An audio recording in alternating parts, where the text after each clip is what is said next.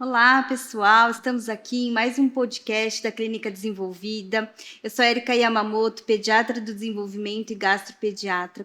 Estamos aqui com a doutora Cláudia Oliveira, que é nutricionista, com a doutora Bianca Fargiani, que é fonoaudióloga, e a doutora Helena Hanai, que também é pediatra do desenvolvimento e gastropediatra. Hoje nós vamos conversar um pouco sobre alguns temas que são mais comuns no consultório, na gastro principalmente, né? E vamos começar, acho que primeiro falando do refluxo.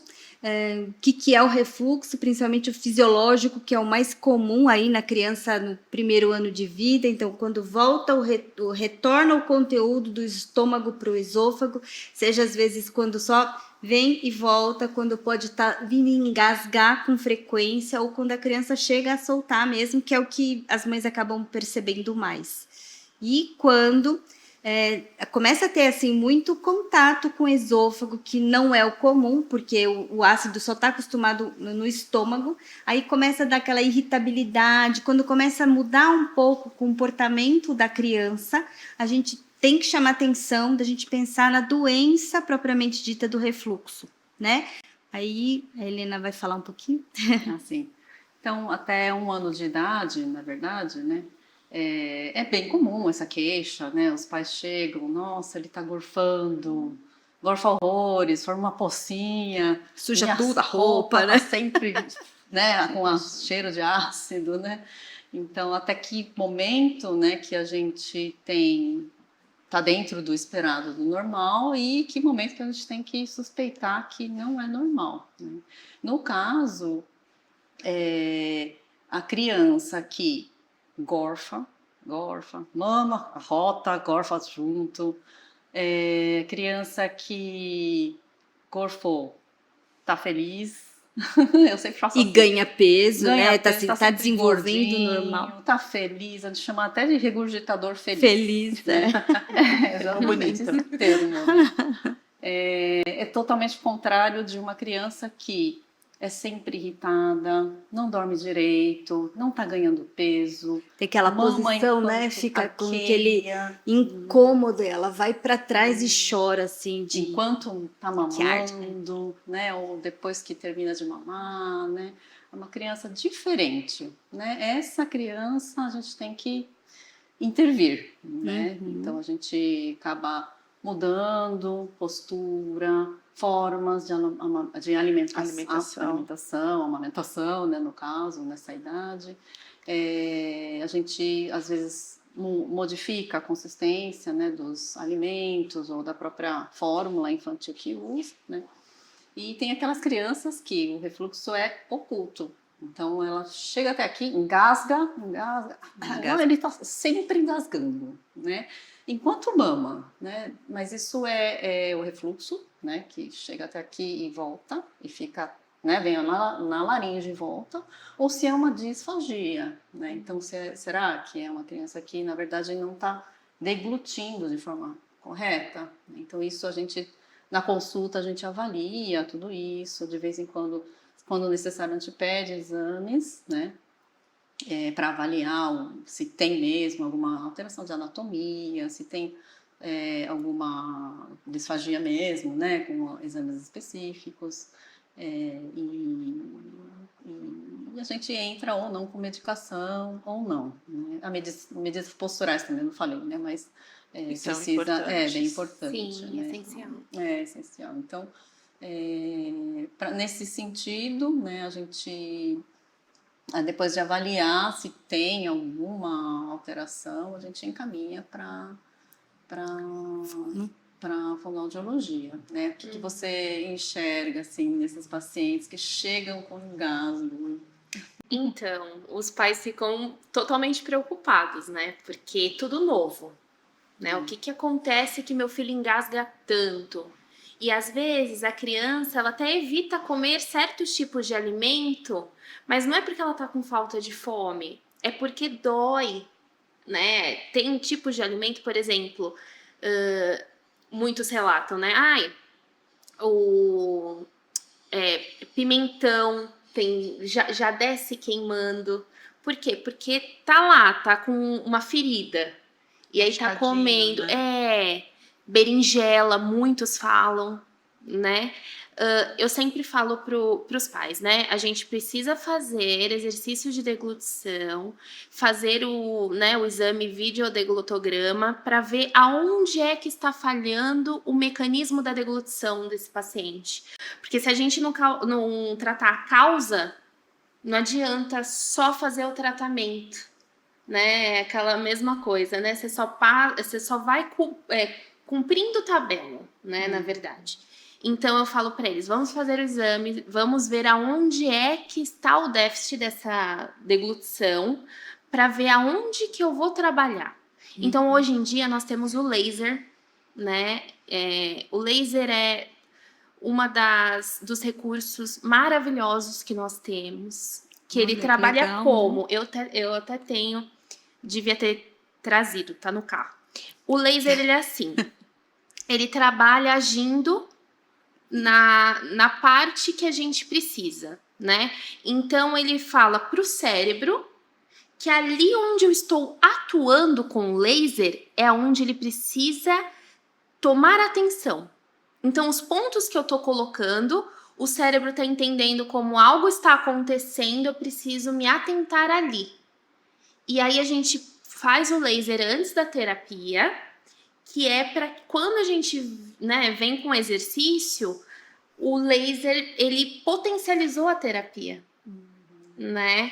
Então, ele é sensacional. Então, hoje em dia, nós temos vários recursos ótimos para tratar isso. Outra coisa, né, que eu falo assim, olha, tomar cuidado na hora de dormir, posição. Se a criança tem refluxo, tenta dar a janta o quanto antes, porque na hora que ela for dormir, o risco, né, de broncoaspiração É o pior, é menor, né? Porque é muito o que acontece. Aí depois você vê, né, o paciente chiador. O que aconteceu? Broncoaspirou, né? Então, Às vezes tem microaspirações. sim. Né, que não, São várias vezes, É. de pouquinho em pouquinho. Então, acaba que não percebe de uma vez, né? Ai, o que tá acontecendo que meu filho tem tanta pneumonia, Uhum. né? Aí a gente vai, é isso que eu falei, tratar a causa para depois tratar os sintomas, Claro. né? E são Sempre. múltiplas causas, né? São várias. Muitas Por isso que a gente fala, é multidisciplinar, Sempre, porque é alimentação. A alimentação vai colaborar nesse conforto, né, para evitar que esse alimento reflua, né, que esse suco gástrico reflua o tempo todo. Então, uma alimentação menos líquida, né? Então, no caso dos muito pequenininhos, uma fórmula. Hoje a gente tem fórmulas espessadas já, né, que quando você prepara ela já fica numa consistência um pouco mais pesadinha, é como se ela assentasse mais no estômago, então evita o refluxo.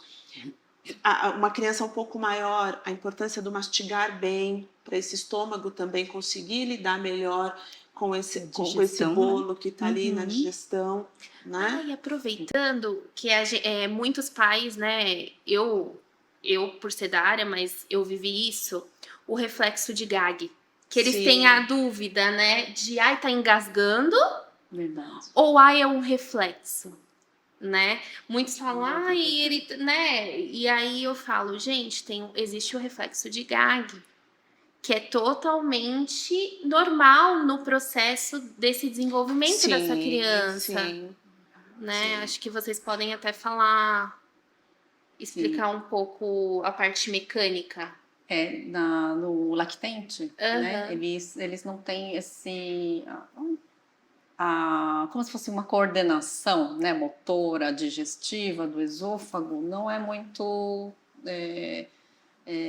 maduro, né? E o tubo digestivo, que inicia-se na boca e vai até o ânus, na verdade, né? Mas ele tem essa imaturidade, né, no lactente, e quando vem depois da dieta líquida, que é a fórmula, né, passa para a introdução alimentar, né, de alimentos mais sólidos, já tem o sólido. ele pode ter esse reflexo, né? Porém é considerado normal até ele ter essa maturidade para aceitação, a língua se posicionar no lugar correto na hora de se alimentar, né? Porque começa a introdução alimentar, né? O bebê tá ainda com aquela língua de diferente, sucção, isso, de né? Uma língua sucção. bem Ele tá acostumado com isso fortalecida, só. Então, né? às vezes, a transição Exatamente. dá essa... Então, a gente tem que até auxiliar, né? Eu oriento as mães, olha, usa uma colher mais firme, né? Para tentar posicionar a colher, né? Na língua, para que ele consiga entender que aquela língua não é para estar na frente. É até uma manobra de fono, né? Que a gente Exatamente. trabalha com disfágico assim, né? Sim, Principalmente as manobras. pacientes com síndromes, né? Pacientes que eles não fazem a deglutição sistemática, eles esquecem de fazer a deglutição. Ou tem cialorreia, que é o excesso de saliva, né? Então a gente acaba tendo que trabalhar isso, né? Com a colher fazendo movimento para que ele entenda que ele precisa deglutir. E é assim que faz, né? E às vezes a gente até faz o reforço digital, que a gente faz com a mão, para que ele entenda que é ali que ele precisa. Então a gente vai treinando o cérebro a maneira correta da De deglutição. responder essa deglutição. Interessante. Muito interessante. Então, são técnicas, São né? técnicas, Sim. Feitas por profissionais, né? Ou orientadas para a família. E são individuais, né? Porque pode estar, alteração pode Isso estar que é em o importante. qualquer... E essa questão da alimentação também é muito individualizada, né? Porque tem alimentos que provocam refluxo em alguns e outros não. Então é importante essa observação da família. Existem alimentos que a gente pede de uma forma geral que evitem, né? Alimentos que são chamados estimuladores do sistema nervoso central. Café, chá, refrigerantes, chocolates. Chocolate. Esse a gente já pede naturalmente que evite, mas às vezes tem alguns que falam, não pode comer nada que tenha tomate. Mas é individualizado. Há alguns que vão reagir ao tomate e outros não. Então, essa observação, essa conversa é importante e a observação da família, né? O que realmente causa esse refluxo nesta criança. Exatamente. Com certeza. Então, esses alimentos, né, eles podem relaxar o esfíncter esofágico inferior, que é a famosa boca do estômago. Né? A famosa boca do estômago. Isso, então, e aí predispõe Sobe a mais, piora o refluxo. Então, sempre a gente orienta para evitar esses tipos de alimentos. Alimentos que ficam muito tempo parados no estômago, então gordurosos. Né? Uma feijoada, churrasco, as frituras. O excesso de açúcar também, né? Os alimentos muito doces, porque aumenta a fermentação e aí isso também, né? Que é natural. A fermentação é natural da digestão, né? Porém, nessa criança, né, que não está tendo uma resposta adequada, isso pode piorar. Isso. Então, algumas orientações, né, às vezes até simples, né, a gente pode melhorar os sintomas das crianças. Claro, às vezes só com as medidas, né, que a gente, das orientações, a gente consegue uma melhora. Medida postural, medida alimentar. Expressar, né, a alimentação. Evitar líquido durante a refeição. Logo após, né, deitar. Janta muito principalmente. Ter um pouco de... A cabeceira elevada também é uma medida importante. Muito nesses casos, né? Se o paciente tem controle de tronco, também a gente tem que ver anatomicamente, né? Sim. Porque meu avô minha avó falou que pode dar comida, né? Então tem o sinal de prontidão, pelo amor de Deus. Exatamente. Então são casos e casos, né? Entre essa distinção entre refluxo e disfagia, né? Às vezes é uma questão bem tênue, né? A gente precisa diferenciar. Porque a disfagia é o suco gástrico voltando. Isso. E o refluxo, perdão. O refluxo é o suco gástrico voltando. A disfagia é falha no mecanismo da deglutição. E aí o exame que a gente faz, o videodeglutograma, é para ver aonde que falha, né? E também não é qualquer pessoa que pode fazer esse exame, né? Porque o paciente ele tem que estar apto a fazer, porque ele precisa deglutir na hora, né? Sim. Que coloca no alimento um contraste e aí ele deglute Observe. para o raio-x sair e mostrar pra gente aonde que tá falhando, né? Porque isso é uma dúvida muito recorrente. Ele pode fazer? Eu pesquisei no Google, eu pesquisei. Não, nem todo mundo consegue fazer.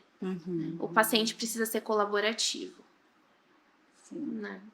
Lactente pequeno, a gente Não tem não tem como, impede. nem tem como. Pacientes com AVC, quando o neurológico não, né, não Já não acompanha, responde não mais. responde, a gente já não consegue fazer esse tipo de exame. Ou broncoaspira por qualquer tipo de líquidos, né? Já é um risco fazer o exame. Né? Sim, exato. É. Não deglute nem a própria saliva. Nem pra passar de nível. Então são casos mais graves, Sim, né? Sim, na verdade. mas é bom a gente, né, porque É um existe leque. um leque grande, Um leque né, de grande, dúvida. graus de disfagia, né? Até a disfagia pode levar ao refluxo, né? Então, essa questão é mais específica, né? Principalmente se o esfíncter estiver mais alargado, né? Isso. Ele não Tem estiver que fazendo a estudar função dele, então anatomia. o refluxo...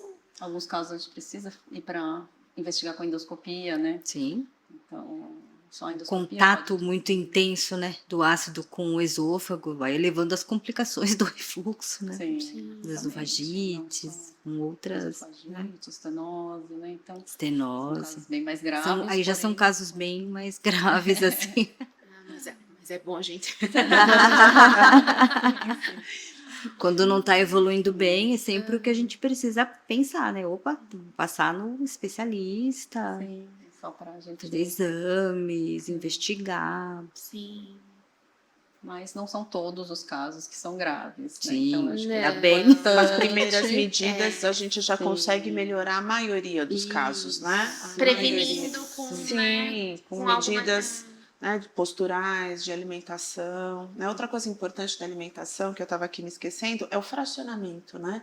Não ficar muito tempo sem comer, porque Jejum. se fica muito tempo sem comer, quando vai comer, tá com muita Come fome, muito, né? come uma quantidade Verdade. muito grande, e esse refluxo acaba ficando mais Intenso, intenso. né? Fora o suco né? gástrico, né? Sim, Que o estômago, o pH fica... exatamente. Produzindo ácido, Fica jejum. produzindo. mais do que Então, deveria, né? Então, realmente, períodos comer menores, né? de pouco em várias, Mais vezes. várias vezes ao dia. né? Isso é bem importante nesse controle, né?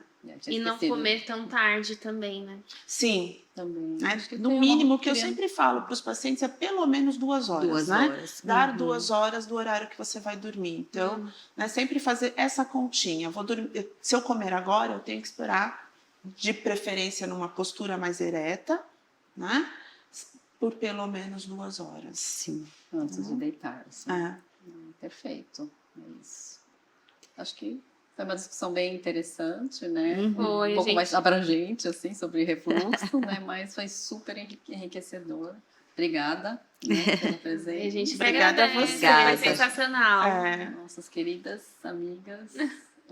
E a gente finaliza. Assim, A gente se vê na essa próxima. questão. Sim.